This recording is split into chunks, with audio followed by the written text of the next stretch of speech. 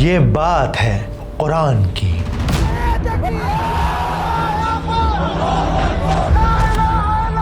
سال 2012 افغانستان کی سڑکوں پر ایک افغانی فوجی جوان کھلے عام ہتھیار لے کر نکلتا ہے اور یو ایس آرمی کے 2 جوانوں پر گولیاں چلا دیتا ہے، کیونکہ ان دونوں آفیسرز نے کھلے عام قرآن کی بے حرمتی کی تھی، اسے آگ کے حوالے کیا تھا۔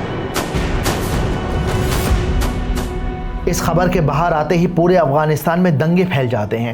بات اس حد تک بڑھ جاتی ہے کہ اس وقت کے امریکن پریزیڈنٹ باراک اوباما کو قرآن کی بے حرمتی کو لے کر معافی مانگنی پڑتی ہے۔ President Obama personally apologized to Afghanistan for the burning of the Islamic holy book, the Quran, at a US military base there.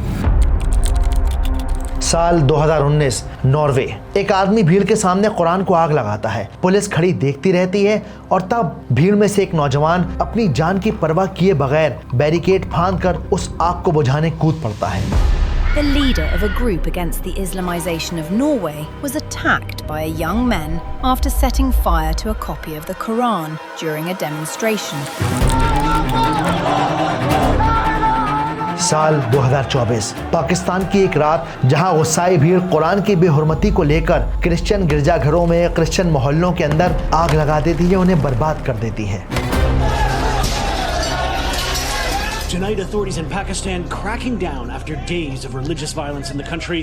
دنیا کے الگ الگ کونوں میں اس کتاب کو لے کر لوگوں کے دل میں وہ عزت ہے کہ اس کے پنے جلنے پر لوگ پورے کے پورے شہر جلا سکتے ہیں، لیکن جس کتاب کو بچانے کے لیے بھیڑ بستیاں جلا رہی ہے، اسی کتاب میں لکھا ہے کہ ایک بے گناہ کی جان لینا بھی پوری انسانیت کا قتل کرنا ہے۔ یعنی کوئی قصوروار ہے، مجرم ہے، اس کو سزا دینے میں قتل کیا جائے تو بات اور ہے، کسی بے قصور انسان کو اگر قتل کر دیا گیا فَكَأَنَّمَا قَتَلَ النَّاسَ جَمِيعًا، تو یہ ایسے ہے جیسے کہ اس نے تمام انسانوں کو قتل کر دیا۔ قرآن کے نہ جانے کتنے ماننے والے اس بات سے انجان ہیں اور اس طرح کی نہ جانے کتنی ساری باتوں سے انجان ہیں، کیونکہ ہم قرآن کے لیے جان تو دے سکتے ہیں لیکن اسے جان نہیں سکتے۔ یہ سانس بھی ایک دن خاموش ہو جانی ہے۔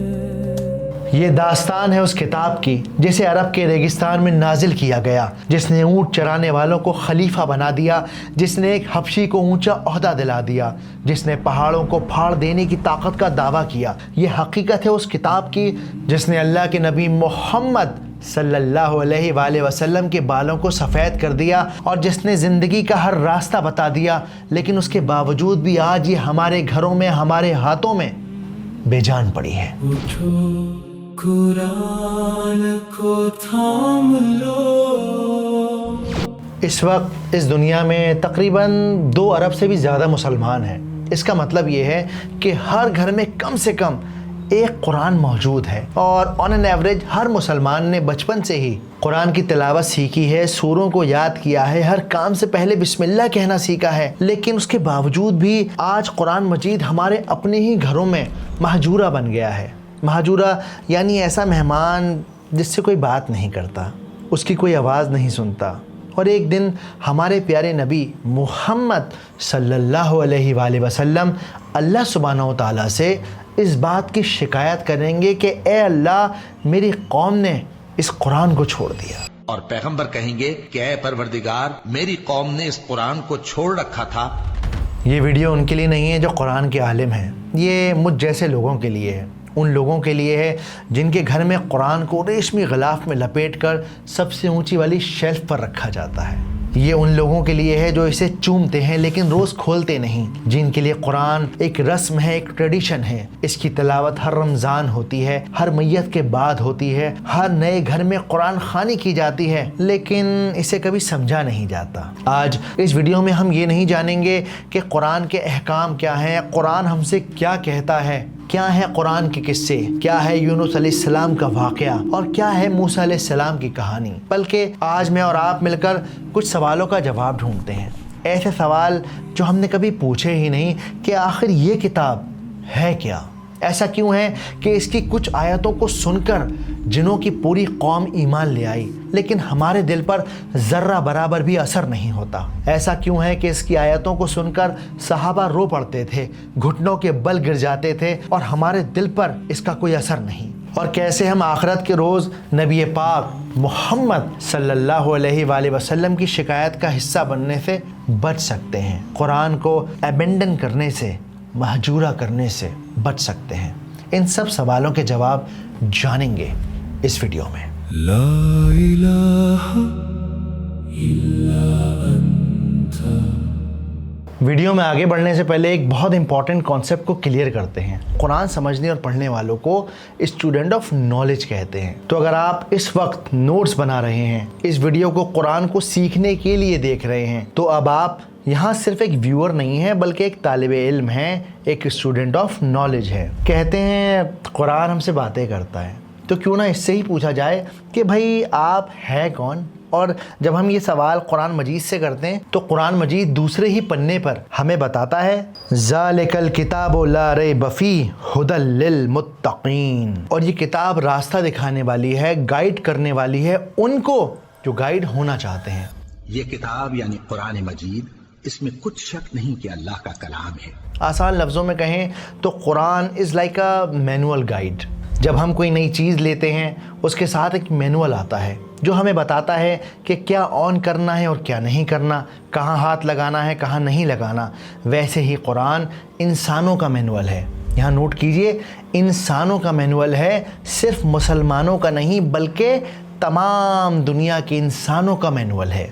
یہ بتاتا ہے کہ کس طرح انسان کو اس دنیا میں جینا ہے، بے ایمانی، گناہ، ناپاکی، زنا جیسے گناہوں سے بچ کر لوگوں کے کندھے پر سوار ہو کر ایک ایسے ہائی وے پر پہنچنا ہے جہاں آپ جب اپنے بنانے والے سے ملیں تو شرمندہ نہ ہوں۔ اور جب ہم قرآن کی گہرائی میں ذرا سا اترتے ہیں تب ہمیں پتہ چلتا ہے کہ قرآن اپنے آپ کو کئی طرح سے ڈیفائن کرتا ہے، جیسے یہ کلام اللہ ہے، دا اسپیچ آف اللہ، یعنی یہ اللہ کی بات ہے، اللہ کی اسپیچ ہے۔ اور اگر کوئی مشرک تم سے پناہ کا خواستگار ہو تو اس کو پناہ دے دو یہاں تک کہ وہ کلام اللہ کو سننے لگے۔ قرآن اپنے آپ کو ایک نور، ایک روشنی بھی کہتا ہے۔ اب کمال کی بات یہ ہے کہ روشنی وہ چیز ہے جسے ہم خود تو دیکھتے ہی ہیں اور اسی روشنی کی مدد سے باقی سب بھی دکھائی دیتا ہے۔ قرآن بھی روشنی کی طرح کام کرتا ہے۔ یہ صرف پڑھنے کی چیز نہیں ہے بلکہ یہ وہ روشنی ہے جس کے ذریعے ہم اپنی پوری زندگی کو بالکل صاف دیکھنے لگتے ہیں، کیا صحیح ہے کیا غلط، کہاں جا رہے ہیں، کہاں سے آئے ہیں، کیا سچ ہے اور کیا فریب، سب کچھ پانی میں عکس کی طرح صاف ہو جاتا ہے۔ اور یہ قرآن ایک دوا بھی ہے اور شفا بھی ہے۔ اور ہم قرآن میں وہ چیز نازل کرتے ہیں جو مومنوں کے لیے شفا اور رحمت ہے۔ لیکن دوا کب کام کرتی ہے؟ جب ہم اس کا استعمال کرتے ہیں، اس کو اپنے یوز میں لے کر آتے ہیں۔ بوٹل کو دیوار پر سجانے سے یا بار بار اس کا نام پڑھنے سے بیماری نہیں جاتی۔ آج سوسائٹی کے ایک بہت بڑے طبقے نے قرآن کو ایک تعویذ بنا دیا ہے، ایک بخار اتارنے کے لیے، ایک دولت کے لیے، ایک صحت کے لیے، ایک نظر سے بچانے کے لیے، ایک رشتے کے لیے اچھا خاصا انسان بکرا بنا گھوم رہا ہے۔ لیکن حقیقت یہ ہے کہ قرآن کوئی تعویذ نہیں ہے بلکہ علاج ہے۔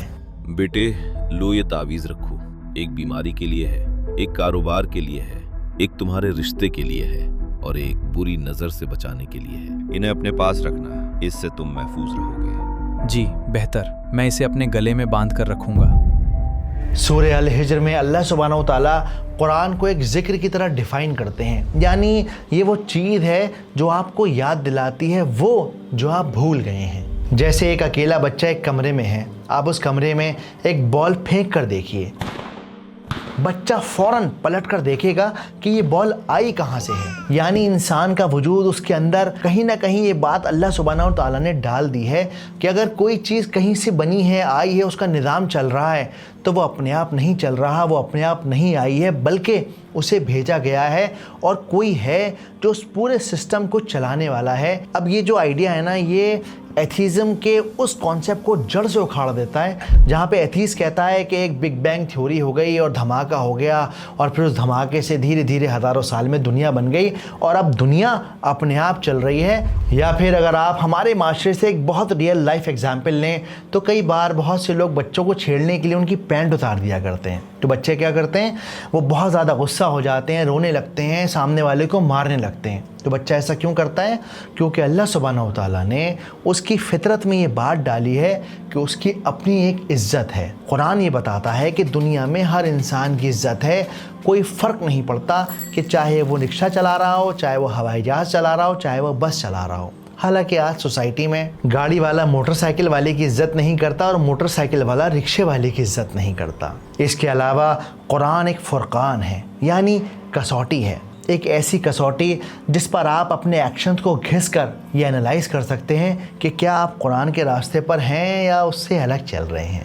اس کے علاوہ قرآن ایک رحمت ہے جس کا مقصد ہے لوگوں کو بھلائی اور رحم کا راستہ دکھانا اور انہیں اچھائی کی طرف گائیڈ کرنا۔ شاہ ولی اللہ دہلوی اس بات کو ایک اور لیول آگے لے جا کر اپنی کتاب میں مینشن کرتے ہیں کہ قرآن ایک خط ہے، ایک ایسا خط جو کہ زمین اور آسمانوں کے بادشاہ نے انسانوں کے لیے بھیجا ہے تاکہ اس دنیا میں امن قائم رہ سکے، لوگ ایک دوسرے کے ساتھ حق اور انصاف کر سکیں، اور وہ لوگ جو اس کتاب سے دور ہیں وہی انسانیت کے امن کے سب سے بڑے دشمن ہیں۔ یونائٹڈ نیشنز کے انوسار غزہ میں 78,000 سے زیادہ بچے بھوک کا سامنا کر رہے ہیں۔ اور جب آپ اس قرآن کو اور گہرائی سے سمجھیں گے تب آپ کو پتہ چلے گا کہ قرآن کا کام صرف انفارمیشن دینا نہیں ہے، بلکہ اس کا کام ہے آپ کی لائف کو ٹرانسفارم کرنا، آپ کو بیٹرمنٹ کی طرف، اچھائی کی طرف لے کر جانا۔ اسلام کے one of the greatest scholar امام غزالی رحمہ اللہ اپنی کتاب جواہر القرآن میں مینشن کرتے ہیں کہ قرآن ایک کبھی نہ ختم ہونے والے سمندر کے جیسا ہے جس کا مقصد ہے انسان کو اللہ کے قریب کرنا۔ پر افسوس ہم میں سے زیادہ تر لوگ اس سمندر کے کنارے کھڑے کھڑے اپنی زندگی گزار دیتے ہیں، کبھی اس کی گہرائی میں اترنے کی کوشش نہیں کرتے، یعنی ہم صرف باہر سے قرآن کو بغیر سمجھے پڑھتے رہتے ہیں، یہ کبھی کوشش ہی نہیں کرتے کہ جو پڑھ رہے ہیں اس کا مطلب بھی سمجھیں، اس کے پیچھے کی حقیقت کو بھی جانیں۔ اور جو لوگ ہمت کر کے اس کی گہرائی میں اترنا شروع کرتے ہیں وہ ایسے ایسے موتی اور جواہر باہر نکال لاتے ہیں جس کو دیکھ کر دنیا حیران ہوتی ہے۔ ایک بار دو انگریزوں نے اسلام کے بہت بڑے عالم سے پوچھا، آپ کا قرآن دعویٰ کرتا ہے کہ ہم نے اس کتاب میں کچھ نہیں چھوڑا، کیا واقعی آپ اس بات پر یقین رکھتے ہیں؟ بے شک، مجھے اس بات پر مکمل یقین ہے۔ اچھا تو کیا آپ کی قرآن میں یہ بھی لکھا ہے کہ 10 کلو گیہوں سے کتنی روٹیاں بنیں گی؟ بالکل، قرآن میں اس بات کا بھی جواب ہے۔ عالم نے اپنے شاگرد کے کان میں کچھ کہا اور تھوڑی دیر بعد شاگرد ایک بیکر کو یعنی روٹی بنانے والے کو واپس لے کر آ گیا۔ عالم نے بیکر سے پوچھا، بھائی 10 کلو گیہوں سے کتنی روٹیاں بنتی ہیں؟ حضور، اگر چھوٹی روٹیاں بنائیں تو تقریباً 250، درمیانی ہوں تو قریب 180 اور بڑی روٹیاں بنائیں تو اندازاً 150 روٹیاں تیار ہو جائیں گی۔ یہ بات سن کر دونوں نے بہت زور کا ٹھاکا لگایا اور کہنے لگے، ارے یہ جواب قرآن نے کہاں دیا، یہ تو آپ کے اس نان بائی اس بیکر نے دیا ہے۔ یہ جواب تو اس نان بائی نے دیا ہے، آپ کی قرآن نے تھوڑی۔ عالم مسکرائے اور عالم نے کہا، قرآن میں لکھا ہے اگر تم نہیں جانتے تو ان سے پوچھو جو جانتے ہیں، اور میں نے وہی کیا ہے۔ کیونکہ اللہ سبحانہ و تعالیٰ قرآن مجید میں فرماتے ہیں، فَاسْأَلُوا أَهْلَ الذِّكْرِ إِن كُنتُمْ لَا تَعْلَمُونَ، اس سے پوچھو جو جانتا ہے، جو ایکسپرٹ ہے۔ اگر تم نہیں جانتے تو جو یاد رکھتے ہیں ان سے پوچھ لو۔ یہ چھوٹا سا واقعہ ہمیں سکھاتا ہے کہ قرآن میں ہر چیز کا جواب ہے، ضرورت ہے تو ان جوابوں کو ڈھونڈنے والے کی۔ موریٹینین اسکالر سیڈی عبداللہ ابن الحج ابراہیم قرآن کو ڈیفائن کرتے ہوئے فرماتے ہیں، القرآن لفظ منزل علی محمد للإعجاز وللتعبد، یعنی قرآن اللہ سبحانہ و تعالیٰ کا وہ کلام ہے، وہ اسپیچ ہے جسے جبریل علیہ السلام کے ذریعے محمد صلی اللہ علیہ وآلہ وسلم تک پہنچایا گیا اور جسے سن کر صحاباؤں نے کمپائل کیا، یعنی ایک بک کی شکل دی۔ اور یہ قرآن ایک ایسا کلام ہے جس کو کوئی انسان ریپلیکیٹ نہیں کر سکتا، اور صرف اس کی تلاوت کرنا ہی اپنے آپ میں ایک عبادت ہے۔ لیکن اس ڈیفینیشن میں دو بہت گہرے راز چھپے ہیں۔ اجازی کا مطلب ہوتا ہے وہ جو کاپی نہیں ہو سکتا، اور شاید یہی وجہ ہے کہ قرآن کے چیلنج کرنے کے باوجود بھی کوئی بھی انسان قرآن کی جیسی ایک آیت نہیں بنا پایا جس کے اندر لینگویج کا اتنا زیادہ پرفیکشن ہو، جو اتنی زیادہ ڈیپ ہو، اور جو ہزاروں یعنی قیامت تک کے لیے ریلیونٹ رہ سکے۔ دوسرا لفظ ہے تعبد۔ تعبد کا مطلب ہوتا ہے عبادت، یعنی صرف اس کتاب کی تلاوت کرنا ہی عبادت ہے۔ لیکن یہاں ایک بڑی باریک بات چھپی ہے۔ جب ہم علماؤں کے انڈرسٹینڈنگ کو پڑھتے ہیں اس قرآن کے بارے میں، تلاوت کے بارے میں، تب ہمیں پتہ چلتا ہے کہ تلاوت کے اندر 3 لیئرز ہیں۔ سب سے پہلا ہے زبان، یعنی زبان سے پڑھنا۔ دوسرا ہے جو پڑھا جا رہا ہے اسے دل سے یقین کرنا، اور تیسرا ہے عمل، یعنی جو بھی پڑھا جا رہا ہے اس کو اپنی زندگی میں اپلائی کرنا. اور شاید اسی وجہ سے عبداللہ ابن عمر کو تقریباً 8 سال لگ گئے تھے سورہ بقرہ کو یاد کرنے میں، کیونکہ صحابہ کا رول تھا کہ وہ 10 آیتیں پڑھتے، انہیں سمجھتے اور تب تک آگے نہیں بڑھتے جب تک کہ پچھلی 10 آیتوں پر ان کا عمل مکمل نہیں ہو جاتا. ایون بہت ساری نریشن میں ہمیں ملتا ہے کہ عمر رضی اللہ تعالیٰ عنہ کو تقریباً 12 سال کا وقت لگا سورہ بقرہ کو حفظ کرنے میں، اور جب انہوں نے سورت کو حفظ کر لیا تو آپ نے پورے ایک اونٹ کی قربانی دے کر سارے مکہ کو دعوت دی. میرے اللہ، اتنا سارا گوشت کہاں سے آیا؟ دل بھر کر کھاؤ بہن، یہ عمر نے جو قرآن حفظ کیا ہے اس کی دعوت کا گوشت ہے. ماشاء اللہ. اللہ عمر کے علم میں اضافہ کرے. سورہ بقرہ کو حفظ کرنا اور پھر اس کی تعلیمات پر عمل کرنا کوئی آسان کام نہیں ہے. صحیح کہتے ہیں آپ. دعوت میں مزہ آ گیا. انشاءاللہ میرا بھی حفظ ہو جائے گا تو میں بھی دعوت دوں گا. کیوں نہیں، ضرور ضرور. قرآن کے لفظوں کو سینے میں حفظ کرنا کمال ہے. یہ وزن لے کر چلنا ہر کسی کے بس کی بات نہیں. اسے صرف عمر اور ابو بکر جیسے پکے ایمان والے ہی اٹھا سکتے ہیں. قرآن کے لفظوں کا وزن کتنا بھاری ہے اس کا اندازہ آپ ترمذی کی اس حدیث سے لگا سکتے ہیں کہ جب ایک بار صحابہ نے آپ صلی اللہ علیہ وآلہ وسلم کے سفید بالوں کو دیکھا تو آپ سے کہا، اے نبی پاک، آپ کے بال تو بہت جلدی سفید ہو گئے، ایسا کیوں ہے؟ تب آپ صلی اللہ علیہ وآلہ وسلم نے فرمایا کہ سورہ ہود اور جیسی اور صورتوں نے میرے بالوں کو سفید کر دیا، مجھے ضعیف کر دیا. You know, when this surah was revealed, it appeared as if the Prophet sallallahu alaihi wasallam is so much grieved, is under such a pressure that he appeared to be old. حضرت ابو بکر نے پوچھا، حضور کیا ہوا؟ آپ پر بڑھاپا طاری ہو گیا اچانک. فرمایا، شیبتنی ہود و اخواتھا، مجھے سورہ ہود اور اس کی بہنوں نے بوڑھا کر دیا ہے. کیونکہ ان صورتوں کا انداز ایسا ہے کہ جیسے اب مہلت ختم ہوا چاہتی ہے اور عذاب کا دھارا جو ہے اب چھوٹنے والا. لیکن یہاں سوچنے والی بات یہ ہے کہ قرآن اگر اپنے آپ کو اتنی طرح سے ڈیفائن کرتا ہے، اس کے باوجود بھی لوگوں کے بیچ اس کو لے کر اتنا زیادہ کنفیوژن، اتنا زیادہ مسکنسیپشن کیوں ہے؟ اس کے پیچھے شاید بہت بڑی وجہ یہ ہے کہ قرآن سیکوینس میں بات نہیں کرتا. یعنی جب آپ دنیا کی کوئی بھی کتاب پڑھیں گے تو اس میں کہانی شروع سے شروع ہوتی ہے، یعنی کرونولوجیکل ہوتی ہے. اس میں کیریکٹرز کے نام ہوتے ہیں، لوکیشن ہوتی ہے، اور پھر کہانی آگے بڑھتی ہے اور ختم ہو جاتی ہے. لیکن قرآن اس طرح کے سیکوینس میں بات نہیں کرتا. قرآن کے اندر تاریخیں مینشن نہیں ہوتی، لوکیشن مینشن نہیں ہوتی. کئی بار جس کے بارے میں بات ہو رہی ہے اس کا نام تک بھی مینشن نہیں ہوتا.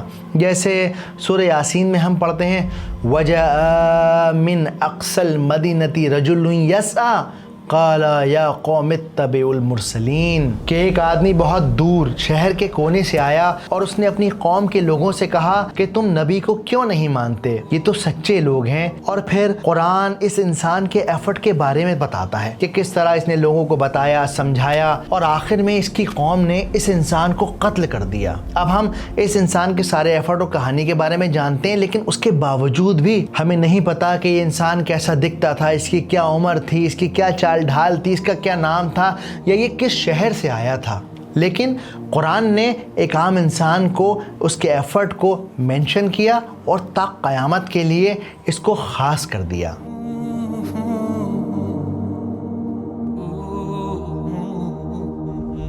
اور اسی طرح قرآن میں اچانک سے ایک ہسٹوریکل قصہ شروع ہو جاتا ہے، تو پھر بیچ میں کوئی قانون کی آیت آ جاتی ہے، اور پھر آخرت اور قیامت کا ذکر آ جاتا ہے. اور شاید اسی لیے یہ کتاب بہت سارے لوگوں کے لیے کنفیوژن کریٹ کرتی ہے. لیکن اگر آپ تھوڑا سا گہرائی میں جا کر سوچیں تب آپ کو اس بات کا اندازہ ہو جائے گا کہ جس نے یہ ساری دنیا بنائی ہے، جو اس ساری دنیا کا خالق ہے، مالک ہے، چلانے والا ہے، اسے لٹریچر کے، رائٹنگ کے کسی رول کو فالو کرنے کی ضرورت نہیں ہے. شیخ حمدہ یوسف اس بات کو اس طرح سے سمجھاتے ہیں، رات کے آسمان کو دیکھیے. ایک عام انسان جب آسمان کی طرف دیکھتا ہے تو اسے صرف بکھرے ہوئے ستارے نظر آتے ہیں، ان کی کوئی شکل نہیں، کوئی ڈیزائن نہیں، کوئی سیکوینس نہیں. لیکن اگر کسی ایکسپرٹ ایسٹرونامر کو وہاں کھڑا کر دیا جائے تو وہ انہی بکھرے ستاروں میں شیپس دیکھ لیتا ہے، وہ کانسٹیلیشنز کو پہچان لیتا ہے، وہ ان ستاروں کو ان کے نام سے جانتا ہے. بالکل اسی طرح قرآن سیکوینس میں نہیں ہے، لیکن جو لوگ اس کو جاننے کا شوق رکھتے ہیں وہ جانتے ہیں کہ کس آیت کو کس آیت کے ساتھ جوڑنا ہے. اور ہم نے قرآن کو سمجھنے کے لیے آسان کر دیا ہے तो कोई है कि सोचे समझे। तो अब तक क्या बात सीखी हमने कि कुरान बिखरा हुआ नहीं है, बल्कि उसका स्ट्रक्चर आम दुनिया की किताबों से मुख्तलिफ है, अलग है। दूसरा, ये एक ऐसी किताब है जो अल्लाह सुब्हानहू तआला की स्पीच है, वो बात है जो अल्लाह ने मोहम्मद सल्लल्लाहु अलैहि वसल्लम को बताई और फिर आज ये हमारे पास एक किताब की शक्ल में मौजूद है। तीसरी बात कि कुरान की तिलावत करना ही अपने आप में एक इबादत है, लेकिन तिलावत का मतलब सिर्फ़ और सिर्फ पढ़ना नहीं होता, बल्कि उसके अंदर उसको समझना, दिल से यकीन करना और फिर उस पर एक्ट करना कंप्लीट तिलावत कहलाता है। तो अगली बार जब आप कुरान को पढ़ें तो कोशिश कीजिए कि उसको समझ के पढ़ना है, वरना आपकी तिलावत शायद मुकम्मल नहीं होगी। शेख मुरीबतुल हज बड़ी अच्छी एग्जाम्पल देते हैं। आप बताते हैं कि एक ऊँट भर के किताब पढ़ने से बेहतर है एक किताब का याद होना, और एक किताब का याद होने से बेहतर है एक लाइन का समझ में आना। हिफ्ज़ु सतरैन खैरुम मिन क़िराअती व क़रैन। To memorize 2 lines is better than to reading 2 camel loads. And then he said, wa fahmu satrain khayrun min hifzi wa qarain. But to understand 2 lines is better than to memorize 2 camel loads of knowledge. याद रखिए, कुरान को समझना उसे हिफ्ज़ करने से ज़्यादा ज़रूरी है। लेकिन अब एक गहरा सवाल खड़ा होता है कि ठीक है, मैं समझ गया कि कुरान अल्लाह की स्पीच है, अल्लाह की बात है, और ये एक रहमत है, एक दवा है, एक शिफा है, और कुरान एक समुंदर की तरह है, बहुत ज़्यादा इसके अंदर गहराई है। लेकिन मुझे ये तो बताइए कि इसका मकसद क्या है, मैं इसे पढ़ूँ क्यों? इमाम गज़ाली रहीमुल्लाह अपनी किताब जवाहरुल कुरान में कुरान के मकसद को 6 डिवीज़न में डिवाइड करते हैं, और इनमें पहले 3 डिवीज़न सबसे ज़्यादा इम्पॉर्टेंट हैं। सबसे पहले है the one two home man are called, यानी अल्लाह को जानना, ये पता करना कि वो रब कौन है जिसकी ये किताब है, जिसने नबियों को भेजा, जो मछलियों को पालता है, जो दुनिया को चलाता है, जो माँओं के पेट में चेहरे बनाता है, जिसके पास हमें वापस जाना है। और बात ठीक भी है, अगर हम ये नहीं जानते होंगे कि भाई वो कौन है जिसने हमें बनाया है और वो क्या क्या हमारे लिए कर रहा है, तो फिर हम उस पर यकीन कैसे करेंगे? जान पहचान से मोहब्बत और भरोसा दोनों बढ़ते हैं।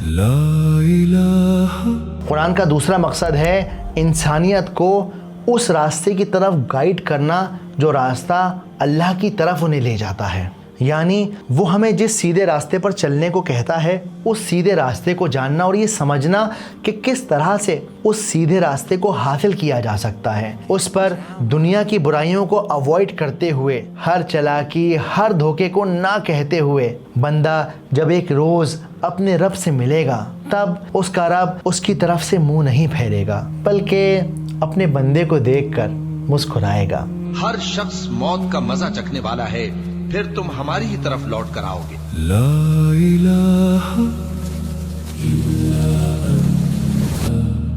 कुरान का तीसरा मकसद है ये समझाना कि जब बंदा अपने रब से मिलेगा तब क्या होगा। कुरान का ये हिस्सा आखिरत के उस लम्हे की तस्वीर खींचता है जब आप अल्लाह सुब्हानहू तआला के बिल्कुल सामने खड़े होंगे, जब मौत और ज़िंदगी की सरहदें बहुत पीछे छूट जाएंगी, जब इंसान नूर के रोशन पर्दों के दरमियान अपने रब के बिल्कुल करीब, बिल्कुल तन्हा खड़ा होगा।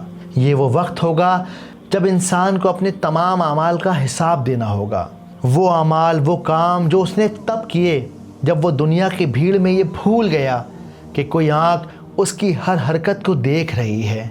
वो तो ख्याल करता था कि अल्लाह की तरफ लौट कर न जाएगा, क्यों नहीं, उसका परवरदिगार तो उसको देख रहा था। तो इस सेक्शन में क्या सीखा हमने कि कुरान के 6 मकसद हैं, जिसमें से शुरुआती 3 मकसद हैं। सबसे पहले अल्लाह को जानना, उसके बाद उस रास्ते को जानना जिस पर चलकर हमें अपने अल्लाह से मिलना है, और तीसरा बहुत ज़्यादा इम्पॉर्टेंट कि जब आप अल्लाह सुब्हानहू तआला से मिलेंगे तब आपकी कंडीशन क्या होगी। चौथे डिवीज़न की तरफ आते हैं, यानी चौथे मकसद की तरफ आते हैं। अब देखिए, ये जो बाकी के 3 डिवीज़न है ना, ये असल में मदद करते हैं पिछले तीनों मकसदों को पूरा करने के लिए। इस डिवीज़न में उन लोगों के हाल, उनके किस्से बताए जा रहे हैं जो अल्लाह के बताए रास्ते पर चले, और उन लोगों की भी बात की जा रही है जो अल्लाह के बताए रास्ते पर नहीं चले। एज ए मुस्लिम हम ये यकीन करते हैं कि ये सारी दुनिया उम्मत मोहम्मदिया है, यानी मोहम्मद सल्लल्लाहु अलैहि वआलैहि वसल्लम की उम्मत है, क्योंकि मैसेज आपने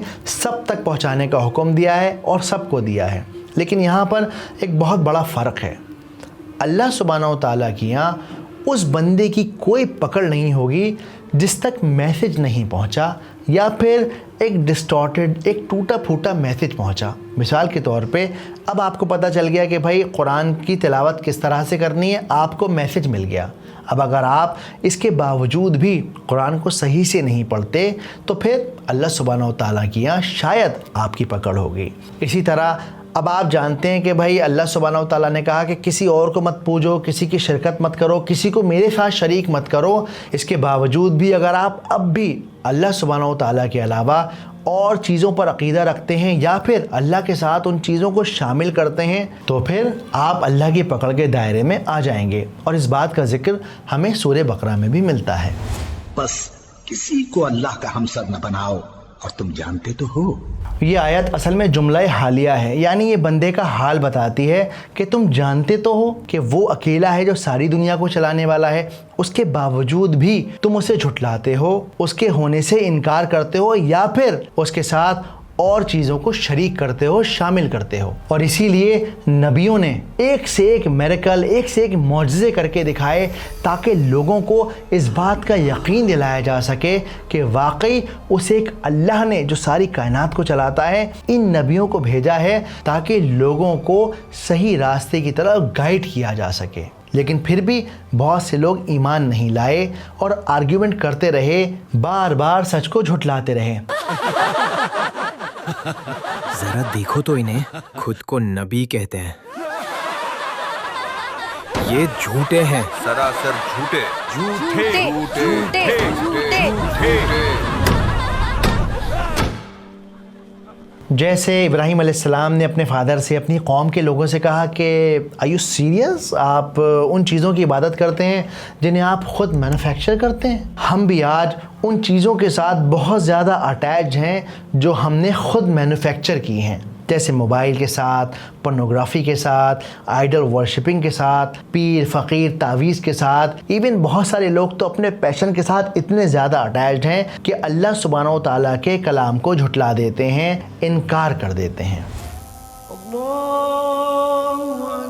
अजान हो रही है जमाल भाई, 2 मिनट का ब्रेक लेते हैं, चाय पियेंगे। कुरान के एक किस्से हमें एक रियल लाइफ एग्जाम्पल देना चाहते हैं कि भाई ऐसा करोगे तो ऐसा होगा और ऐसा करोगे तो ऐसा होगा। शेख फ़खरुद्दीन राज़ी अपनी किताब में मेंशन करते हैं कि कुरान की बेशुमार आयतें असल में एक अक़ली दलील हैं, यानी इंटेलेक्चुअल आर्गुमेंट्स हैं। अल्लाह चाहता है कि आप अपने दिमाग पर ज़ोर डालें और अपने आसपास देखें और सोचें कि जिस्म अपने आप कैसे बन सकता है, या आसमान कैसे बन जाएगा, एक छोटा सा बीज फट के इतना बड़ा पेड़ किस तरह से बन सकता है। डिवीज़न 6 में कुरान हमें बताता है कि जिस सफ़र पर हम निकले हैं उस सफ़र पर चलने के आदाब क्या हैं, यानी ये दुनिया एक सफ़र है और आपको इस दुनिया में रहना है। तो कुरान बताता है कि इस दुनिया में क्या खाना है, क्या पीना है, कैसे रहना है, किसको कितनी प्रॉपर्टी देनी है, किसको कितना हक़ देना है, गरीबों के साथ, अमीरों के साथ, जालिमों के साथ किस तरह का सलूक करना है। असल में ये कुरान का हिस्सा एग्जैक्टली मैनुअल की तरह काम करता है। और बात ठीक भी है, अगर बंदे की मेंटल कंडीशन, उसकी फ़िज़िकल कंडीशन ही ठीक नहीं होगी तो फिर वो किस तरह से सफ़र को पूरा करेगा। बहुत सारे कुरान के स्कॉलर्स ये कहते हैं कि कुरान की हर आयत असल में एक सीढ़ी है, एक ऐसी सीढ़ी जो आपको स्टेप बाय स्टेप अल्लाह सुब्हानहू तआला के करीब पहुंचाती है। और इसीलिए इन आयतों को, इन सीढ़ियों को समझना बेइंतहा ज़रूरी है। इमाम गज़ाली रहमुल्लाह अपनी किताब में इन आयतों को 2 कैटेगरी में डिवाइड करते हैं। सबसे पहली है जवाहर, यानी रूबीज़, टोपाज, हीरे। ये वो आयतें हैं जो अल्लाह के बारे में बताती हैं कि अल्लाह की ज़ात क्या है, अल्लाह की सिफ़ात क्या हैं, अल्लाह कैसा दिखता है, अल्लाह किस तरह से दुनिया के निज़ाम को चलाता है, अल्लाह किस तरह बंदे की बातों को सुनता है, और किस तरह हर बार धड़कन धड़कने से पहले अल्लाह से पूछती है कि अल्लाह मैं चलूँ, तो अल्लाह कहता है हाँ चलो, तो मैं चलूँ कि हाँ चलो, तो मैं चलूँ कि हाँ चलो। तो बंदा इन आयतों के ज़रिए अपने अल्लाह को जानता है اور بہتر طریقے سے اس کے قریب ہوتا ہے، اور قرآن میں بھی سب سے زیادہ یہی آیتیں مینشن ہیں۔ دوسری کیٹیگری ہے پرلز یعنی موتی۔ یہ وہ آیتیں ہیں جو بتاتی ہیں کہ کس طرح سے ہمیں اللہ سبحانہ و تعالیٰ کے قریب پہنچنا ہے۔ اس میں آپ کا ایمان، آپ کا اخلاق، آپ کے کام، دنیا کے دستور، ہر طرح کی چیزیں شامل ہیں۔ تو اس انڈرسٹینڈنگ کے حساب سے قرآن ہمارے لیے ایک ٹریزر باکس کی طرح ہے، جس کو آپ جب کھولیں گے نا تب آپ کو بے انتہا جواہر دکھیں گے۔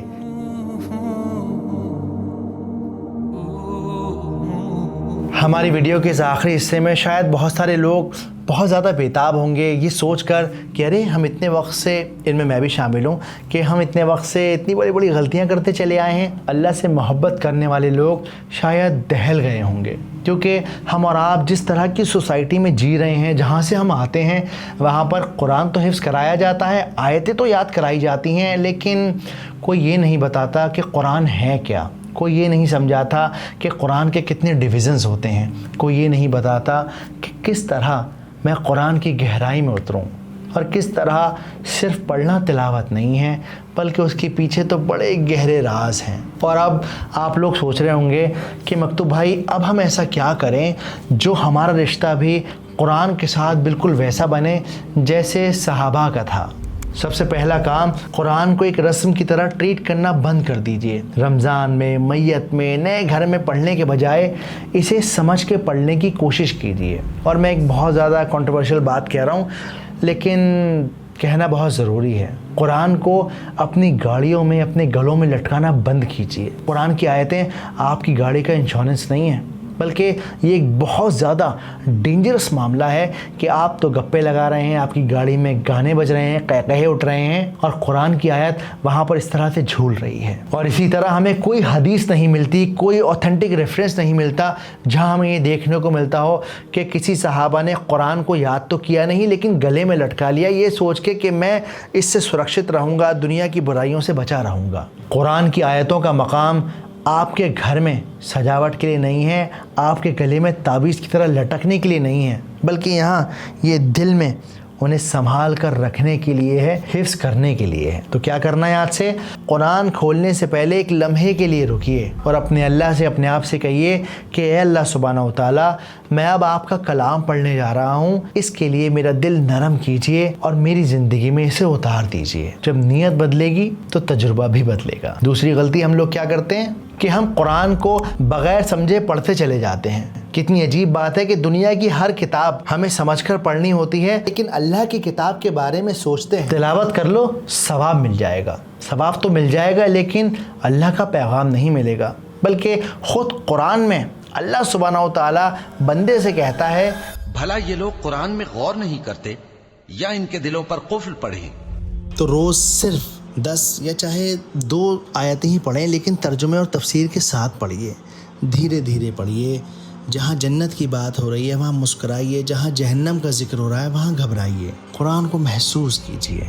تیسرا، کناروں سے گہرائی تک۔ قرآن ہمارے گھر میں ایک سمندر کی طرح پھیلا ہوا ہے، پر ہم کنارے پر کھڑے باقی کاموں میں مصروف ہیں۔ تو وقت نکال کر غوطے لگائیے تاکہ آپ بھی جواہر کو نکال سکیں اور آگے آنے والی اپنی نسلوں کو دے سکیں۔ اس کے لیے تفسیر پڑھیے، اور اگر پڑھ نہیں سکتے تو کم سے کم سنیے اور دیکھیے۔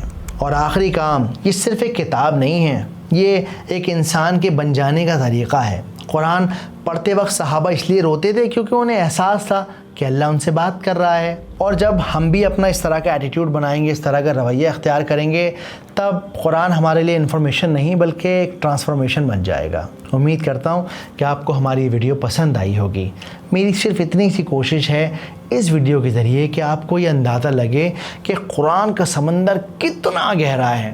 ابھی تو ہم نے کچھ بھی نہیں کیا، کچھ ٹچ تک نہیں کیا اس سمندر کو۔ تو اگر آپ اس قرآن کی گہرائی میں اور زیادہ اترنا چاہتے ہیں تو میں نے ڈسکرپشن میں بہت ساری کتابیں آپ لوگوں کے لیے اویلیبل کرا دی ہیں، آپ جائیے ان کتابوں کو ڈاؤن لوڈ کیجئے، اور اگر یہ کتابیں آپ کی زبان میں نہیں ہیں تو آج بڑی آسانی سے AI کا استعمال کر کے آپ ان کتابوں کو، ان پیجز کو اپنی زبان میں کنورٹ کر سکتے ہیں۔ دعاؤں میں یاد رکھیے، بہت جلد سورہ فاتحہ کا سلسلہ شروع کریں گے۔